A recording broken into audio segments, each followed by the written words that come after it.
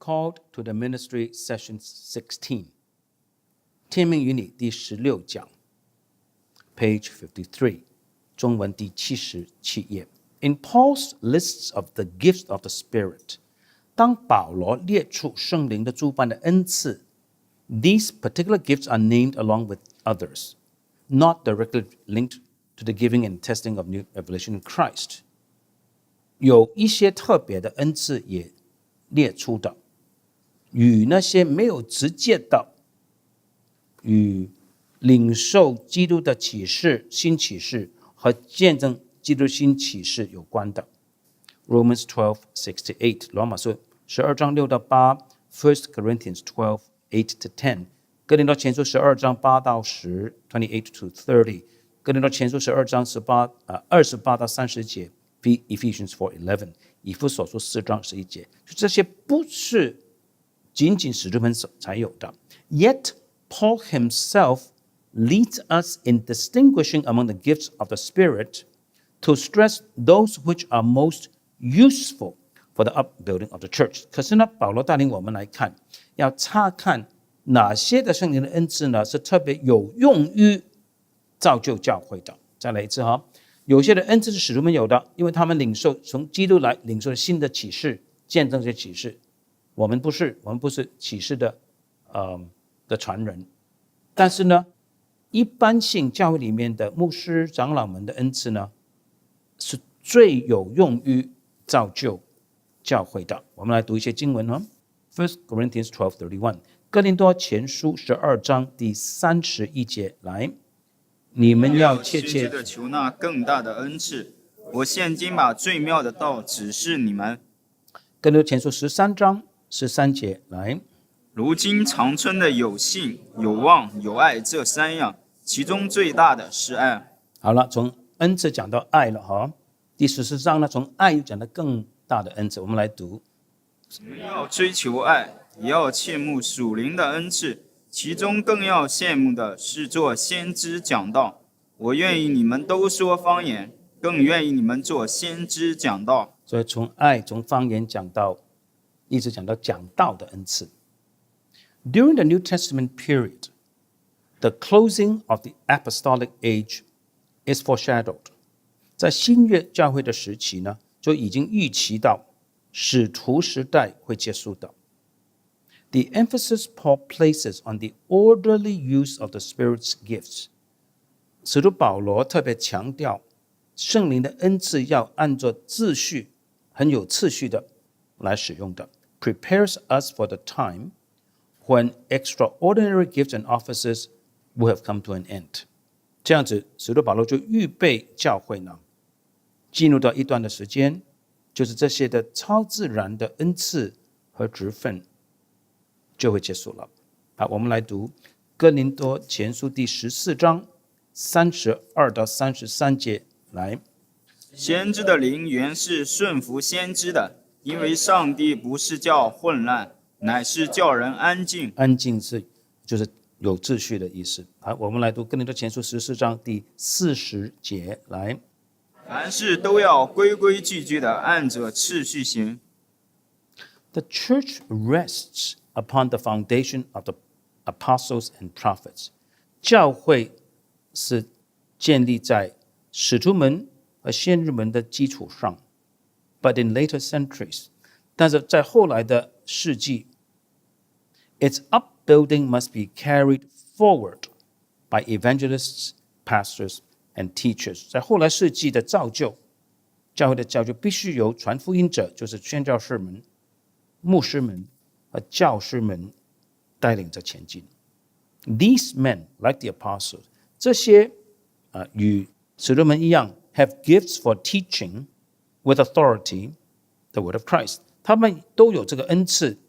有权柄的来教导基督的道 Their work is marked out from other continuing offices in the church by their concern with the explanation and application of the word 这些就是传道的传福音的牧师的教导的这些人的工作与其他的在教会存留着的职分不一样怎么样不一样呢因为宣教的牧师们跟教师们，他们特别关注于解释神的话和应用神的话。Paul mentions gifts for rule in distinction from gifts for teaching. 保罗提到一些治理教会的恩赐与教导的恩赐是有所区分的。罗马书第12章第8节。然后呢，哥林多前书12章第28节。It would appear that in the church, as in a Jewish synagogue, there were governing elders who were not recognized as official teachers of the law.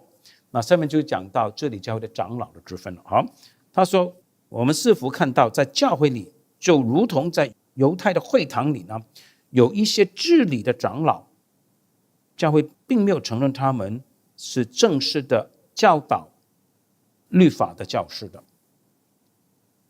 提摩太前书第5章第17节，还有路加福音22章第66节，这里没有列出来。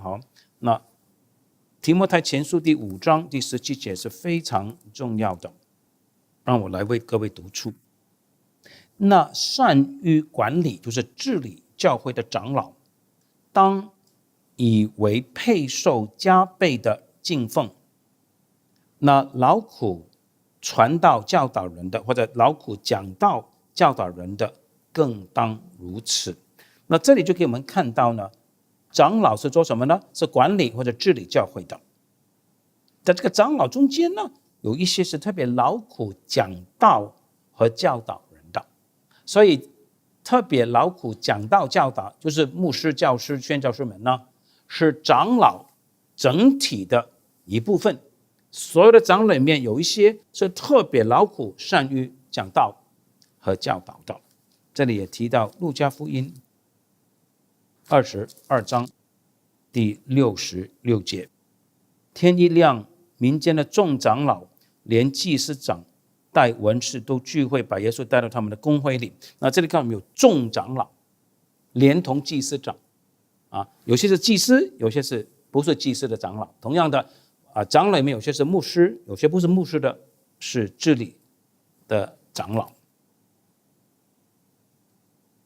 In rebuking the Corinthians for carrying financial disputes before heathen magistrates, 当保罗责备哥林多教会的信徒们，因为他们把他们财政方面的争执呢带到异教徒的法官面前。Paul urges them to set up their own bench of judges. 保罗鼓励他们自己设立他们的审判台 to handle such cases, 来处理这些的案子。In view of the fact that Christians are to judge angels, 既然呢，圣经说基督徒是能够审判天使们的， the least qualified should suffice to determine such petty matters as money and property. 那么最少资格的基督徒应该都能够判断这些小事情，譬如说金钱财产等等。参考哥林多前书第6章第1节到第4节。Still another area of continuing ministry was the church's care for human need within its fold and without. 还有另外一方面是教会继续持续的工作，就是要关顾照顾那些有需要的人，不论是教会里面的人或者教会外面的人。Here ministry came very close to its original meaning. 在这里呢，服侍这个字呢，就与原来的意思很靠近了。Tables had to be served. 要管理一些饭食 and suffering relieved. 需要帮助怜悯一些受苦的人。By Christian Levites who did not pass by on the other side. 需要一些基督徒的利未人，看到困苦的人不会在路的另外一边走过的。At first, the apostles ministered in each of these ways. 开始的时候，使徒们在每一方面都从事服事。They established the church with their teaching. 他们用他们的教导设立了教会 governed it 也治理教会 and care for the widows and orphans in Christ's name 也奉基督之名服侍照顾寡妇孤儿们 Acts 2:42 4:37 使徒行传第2章42节4章37节 With the growth of the church and its needs 好了，教会开始成长了，需要也越来越多。The apostles asked that 7 men be chosen to administer the support of the poor. 使徒保罗就要求教会选出7个人来做那些支持穷人的工作的行政。Acts 6:2-3 使徒行传6章2到3节。Whether the 7 were deacons in the later sense, or whether their choosing marked the first differentiation of church office, so that they were both evangelists and deacons, 不论他们是否后来被称为执事，还是说选出这7个人呢，就标志着教会的职分开始有区分了。所以这些的7位呢，同时是宣教士，也是执事们。不论如何 in any case, it was evident that the continuing church required officers. 很明显的是，这个存留下来的教会需要一些的任职的仆人 officers who would give themselves to the ministry of tables. 这些的任职的工人呢，是委身于管理饭食的。It is possible that this phrase is here used technically to describe money tables. 也有可能这里讲到饭食，原文是 table 饭桌的桌子，是指数钱的桌子。Therefore, the administration and accounting of relief funds. 所以可能这里是在讲怎么样管理救济的奉献的行政和他们的计算。参考路加福音19到23章，然后呢，马太福音25章27节。Still later, we read an almost casual reference in Acts to the elders at Jerusalem. 在其后一点，我们读到使徒行传好像很带过这样子的，带过了一句话，讲到耶路撒冷的长老们。使徒行传11章30节 The lack of any description of their office. 那在这里呢，并没有描述他们的职分的内容 seems to imply that it was a familiar one. 就好像暗示着说，长老们这个职分大家都很熟悉了。In its gospel, Luke has spoken of the elders at Jerusalem. 在路加福音里面，路加论到耶路撒冷教会的长老们 in reference to members of the Sanhedrin, 就是当他提到犹太公会的时候 Luke 22:52 就是路加福音22章52节 It appears that 所以似乎是In the renewed people of God, 当上帝的子民成为新的子民、新约的子民的时候 a similar office continued, 有类似的好像长老这种的职分会持续下去的。When a critical matter of doctrine had to be determined, 当教会需要决定一个关键性的教义的问题的时候 the apostles did not decide it by themselves. 使徒们并不是自己做主来决定 but in counsel with the elders, 乃是与长老们一同开会决定的。使徒行传15章第6节 Again, the procedure followed the familiar pattern of the spiritual government of Israel. 这里的做法呢，就和以色列如何接受属灵的管理的模式很相像。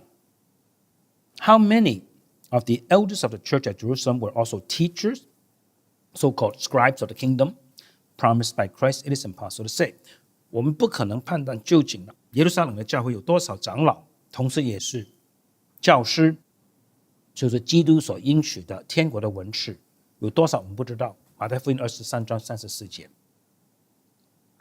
In Jewish usage of the time, the term elder could be used to describe all the members of the governing council.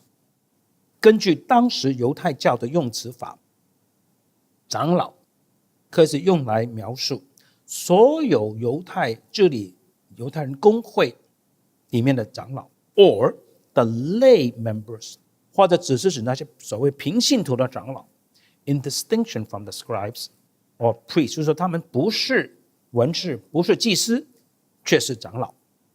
有两个可能性。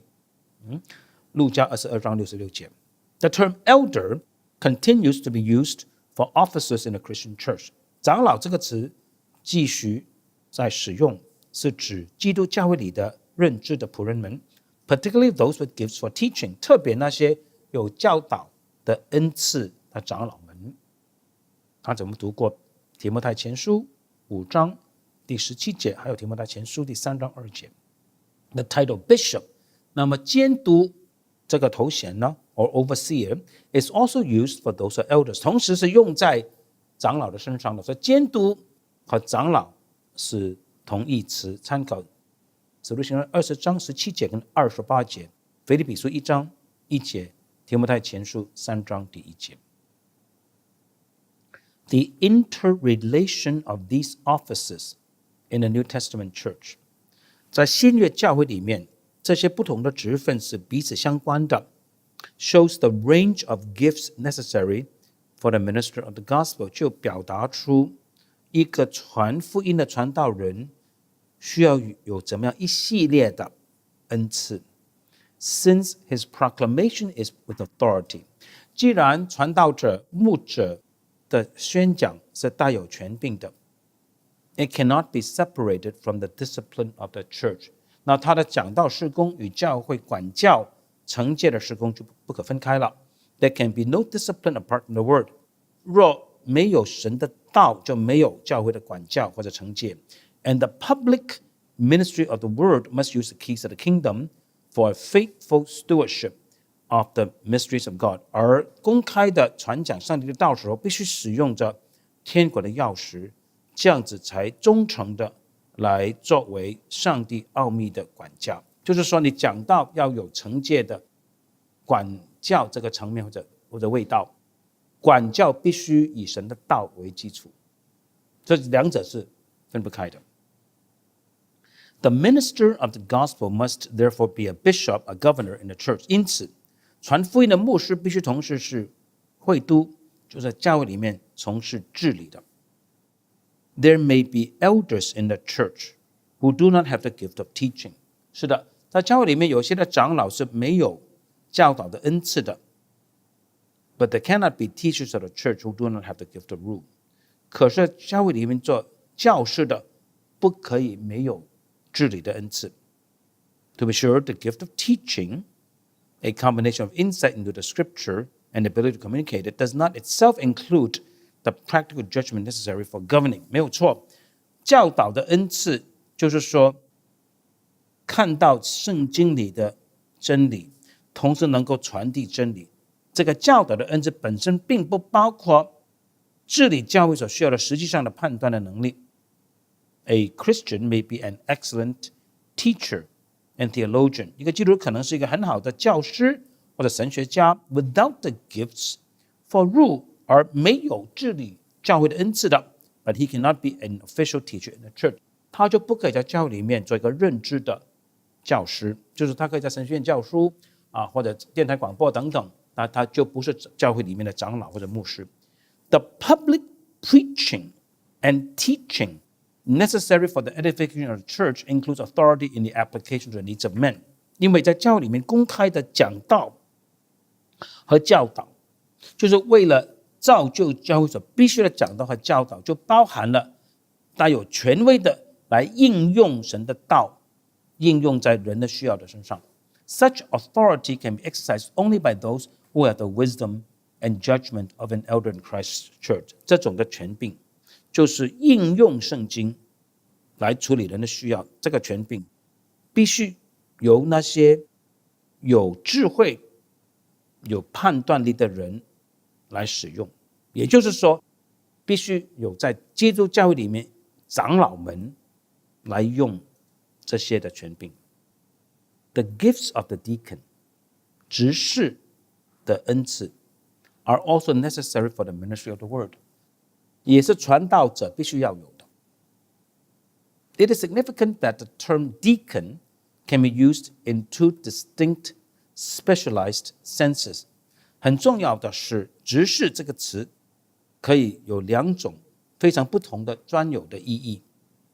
To describe the ministry of mercy， 执事 deacon 是用来指怜悯的事工 ，and the ministry of the word 也可以用来做传道的事工的。腓立比书1章1节，哥罗西书1章7节，帖撒罗尼迦不晓得前还是后书3章2节。No service requires deeper humility than the ministry of the word。没有什么事工好像传道的事工那么需要深层的谦卑。For this reason， 为了这个缘故， Paul described his apostolic vocation by the title slave of Jesus Christ。保罗是说他自己是耶稣基督的奴隶，这样子来形容他身为使徒的呼召。And declared that he was also a servant of men for Jesus' sake。保罗也说，为了人的缘故呢，他成为众人的仆人的。哥林多后书4章5节，在第82页下面，我们来读哥林多后书4章5节。来，我们原不是传自己，乃是传基督耶稣为主，并且自己因耶稣做你们的仆人。Indeed, there are aspects of the ministry of mercy that a pastor may commit to others, just as the apostles did。没有错，在怜悯的事工，有些层面呢，牧师可以委托其他的人去做的，正如使徒们这样做。使徒行传6章2到4 ，so that he may give himself to the service of the word， 好叫他能够专心的做传道的侍奉。Yet, the ministry of the word must have the necessary gifts for the diaconate。可是呢，传道的牧师传道必须要有执事的恩赐的。Like the deacon， 就正如执事一样 ，he must be able to show mercy with cheerfulness。他必须欢喜快乐地表达怜悯 ，and to administer funds with discretion and prudence。还需要谨慎小心地使用这些救济穷人的款项。Both the heart of mercy and the hand of help must characterize the man who holds forth the word of life。传讲生命之道的传道人必须同时要有怜悯的心，而且能够帮助人的双手。好，在这里呢，我们看到传道牧师需要同时是长老，同时多多少少是执事，就是说话语的侍奉、治理的侍奉、怜悯的侍奉呢，牧师传道多多少少都要做的，特别是教导的侍奉。但是有一些长老呢，他主要不是做教导的，但是他是做治理的。然后有一些的执事们呢，是专门带领着执行怜悯的，包括怜悯款项的事工的。再来哈，牧师是长老，但是所以他要治理，他要管教，但是他主要是做教导。长老不是牧师那些长老，主要是做治理，主要不是做教导。执事主要是服侍，包括服侍穷人，包括探访、关怀等等。好，我们下次继续。